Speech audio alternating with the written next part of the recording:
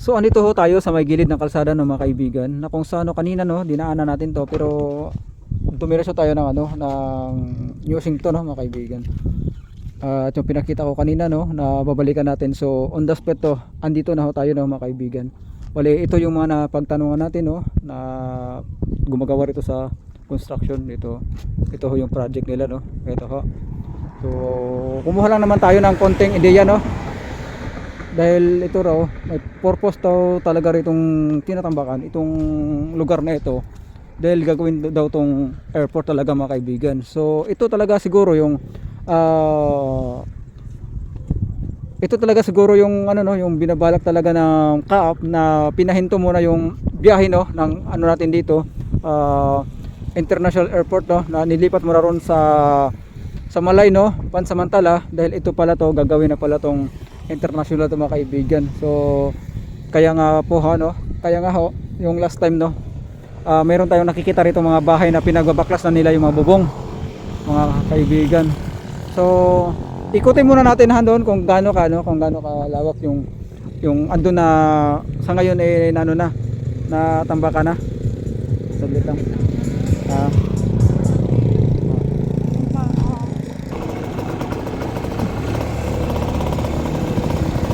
Pasok tayo rin mga kaibigan, pasok tayo. Ito inabot na pala to ng no, ito inapakan natin, inabot na pala to ng tambak no, mga kaibigan.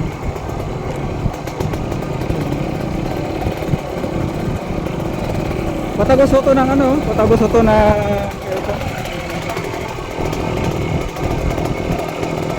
gusto ko sa napagtanungan tayo rito no. Napatanda sa ito, malawak pala to. So maging kawawa rito itong mga nasa gilid ng itong tinatambakan na to.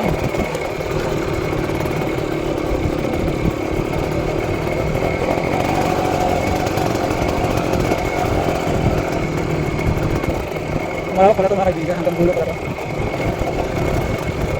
Malawak.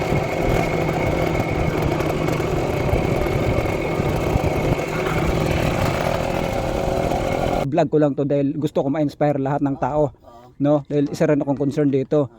Hindi ako taga rito tayo, taga doon ako sa kabila, Banga. So kaya ako nagawi rito dahil kanina binalikan ko to. Supposed to be doon ako galing sa airport kanina, pumasok na ako doon. At ngayon gusto ko lang dito, may gusto lang ko talagang makakausap rito na isa sa mga residente no, kung ano talaga pinaka-purpose rito tay. Tay, ano talaga yung pinaka-purpose rito tay? Bakit ito tinambakan? Ito. Hindi ka namin alam kung ano yung kwananda kara. Oo. Tabakan ng daro, daya nga ra. Nay, pwede na ipakitagalog na lang po, nay? Oo. Hindi nga namin alam na kung bakit nila tinambakan ito, lupa dito. Eh, sabi nila, binili daw nilang ito, Pacific. Pacific ba yung Kaap. Kaap. Gobyerno. Oo. Opo. Sa ngayon ay itong lupang pinagtitirikan ng bahay nyo, sa inyo talaga to nay? Opo. Oo. Sa amin na to.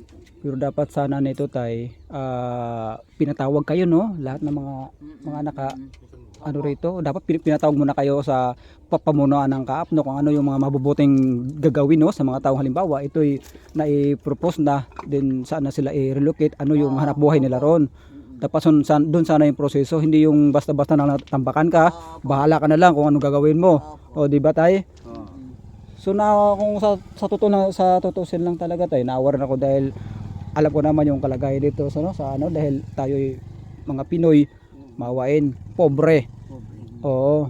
Kaya ko ginawa tong vlog ko na to no, dahil gusto ko ma-inspire yung mga kababayan natin tay. 'Yun.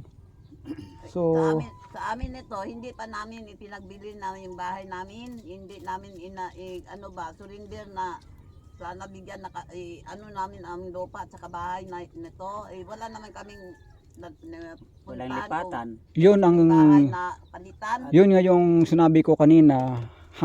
Dati-rati pa no, isa akong nagkomento no sa radyo kahit sa platforms na bakit nyo tatambakan yan? Ano yung dapat yung ano niyan, yung mga dapat gawin para yung mga tao niyan satisfied naman kung ano yung kahihinat na nila.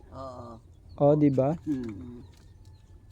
So, ibig sabihin, total andito na to, wala na tayong magagawa niyan. Ang problema na lang talaga rito, yung kasunduan, kung ano yung, kung okay naman sa inyo, at yung kaya naman nilang i-provide yung gusto ninyo. No tayo, no, di ba? Oo.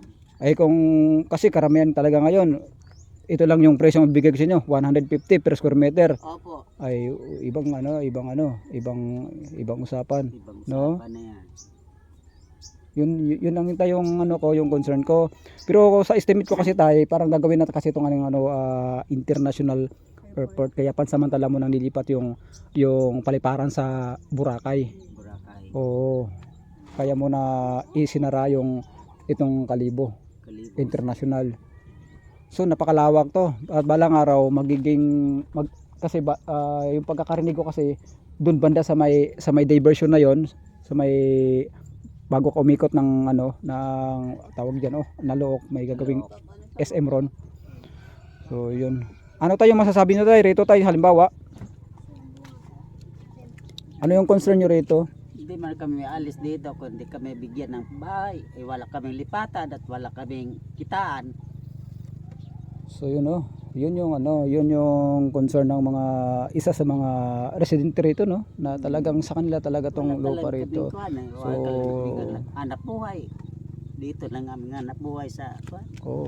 At mapapansin nga natin pag ito ay mag-operate na labas masok yung tracking, yung bahay talaga rito talaga mapupuno ng alikabok. Isa rin tong mga nakakahindik-hindik lalo pag may mga batang maliliit na may mga sakit, halimbawa asthma, mga ganun mga kaibigan.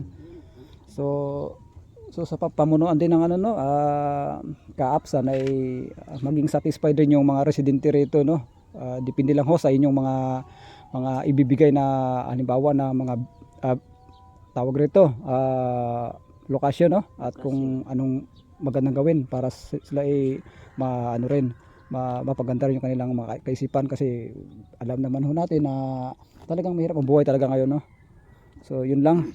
Sintay, maraming salamat sa pakipagpanayam. Si nanay hindi na lumabas ng bahay, si nanay sa loob ng tindahan. So yun lang ang concern natin.